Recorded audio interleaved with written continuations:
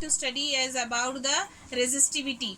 Resistivity is the ability, the specific resistance of a conductor. Resistance offered by a conductor having a unit length of area and a cross section. Means if one meter of length and one area of cross section, whatever resistance will be offered by that conductor, we call it as a resistivity. Resistivity is the specific resistance of the conductor.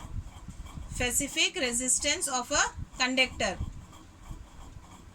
Resistivity depends upon the two factors. One is about the electronic structure, second is temperature. Electronic structure, we can say it as the nature of the material. Resistivity depends upon two factors, that is material as well as the temperature.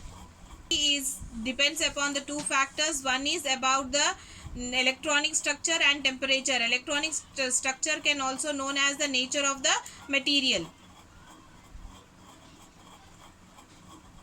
As the temperature is increasing, it resistivity is also increases. Resistivity is directly proportional to temperature.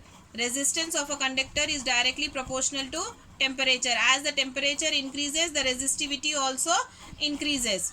We have studied in the factors affecting resistance that resistance is directly proportional to length of the conductor. If we are giving this as equation number 1, then in equation number 2 we are having R is directly proportional to inversely proportional to area as equation number 2. From equation number 1 and 2 we will be getting resistance is directly proportional to length upon area. From equation number 1 and 2 we will be getting resistance is directly proportional to length upon area. To remove this proportionality sign, we will be introducing a letter proportionality constant as rho.